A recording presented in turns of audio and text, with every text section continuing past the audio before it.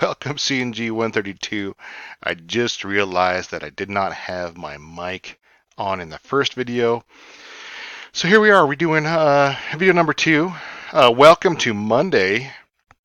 Hope everybody had a good 4th of July. Make sure to do that reflection on your 4th of July. Definitely look at that video and say, hey, did I practice secure information security? Or some cybersecurity, since we're dealing with maybe some cyberspace. Information assurance is more of like a larger um, piece of security where it can include not only digital security but also paperwork, any sort of hard format of information, and that's the difference between the two. Um, Cybersecurity more digital or all digital, where information assurance is everything. Let's take a look. The discussion board looked great. We had some discussions on EUFI, some workplace or one workplace analytic. Thank you for doing that. Hector, it always plays well to take that step back and assess, your home, your work, and maybe when they say, hey, you're having that meeting, you can say, hey, look, I noticed this. Maybe we should beef up security within this. Information security, community site activity, voting registration. Yes, we saw those machines can be tampered with and looked at, but, you know, they should have been secure. Why aren't they? The why. Why did this happen? Should be assessed with that. Case Project 9.4 was that one. UEFI. UEFI is supposed to be the replacement to older BIOS. It does have a secure boot function, and these things could be at your work. You should have, and even at your home, you should have your BIOS locked, because that prevents people from making changes on the physical hardware itself that your computer is running on. And let's see, you can speed up the clock speed. You can do a lot of things in BIOS, as you learned in A+, that can either benefit you or hurt you in the long run. If an attacker was able to log into BIOS and boost the voltage of their CPU, we could fry some CPUs by doing these sort of attacks. But since hacking has become more orientated on stealing information, it is less about destroying computers. So the focus has kind of changed since the early hacking to what hacking is today. Looking at week 7, we're covering, let's see, mobile and embedded device security. We look at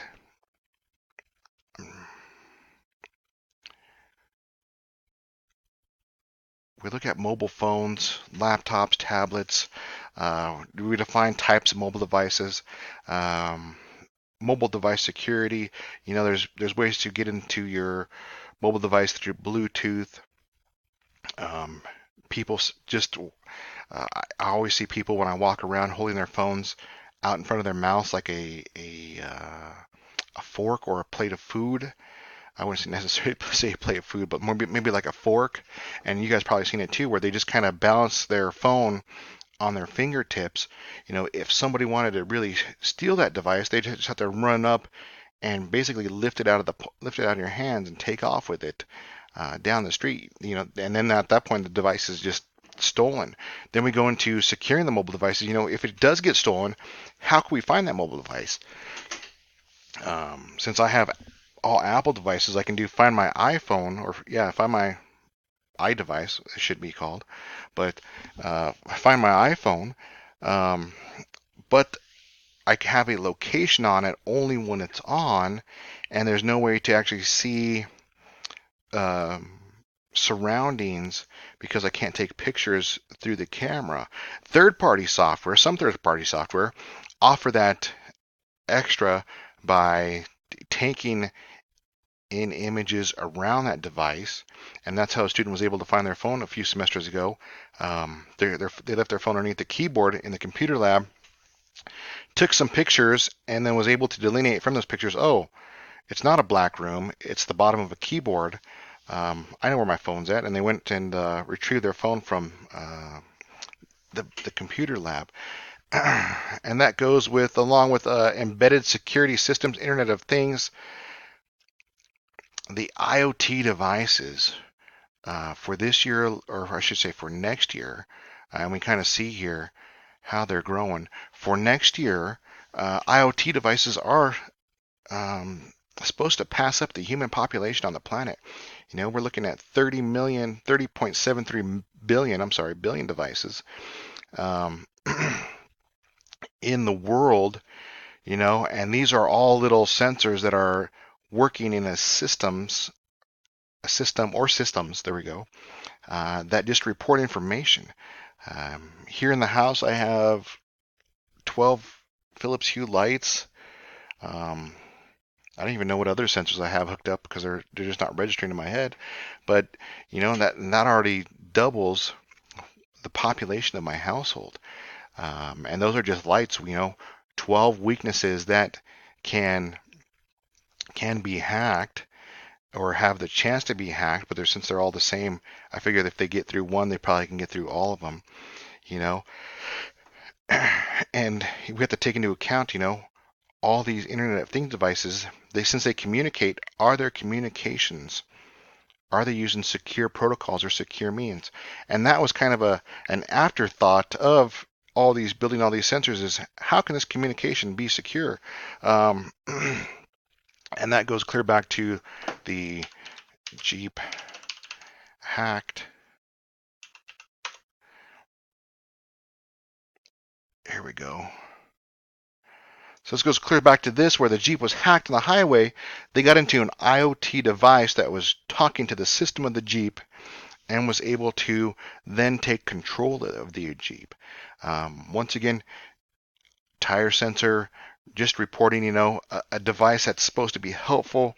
And I'll put the link to this video in there.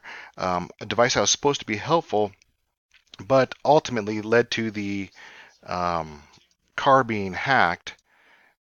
And then eventually, I believe that one just shut off. And that's just the IoT devices. IoT devices are just any sensor working as a group, working to a group, and reporting information. Security implications, once again, goes back to, are they using secure protocols? We have all these secure protocols out there, SSH, TFTP, very, very, I shouldn't say very, very, secure means of transferring data, but why aren't they being used? Does it create too much overhead? Does your tire pressure have to be instantaneous?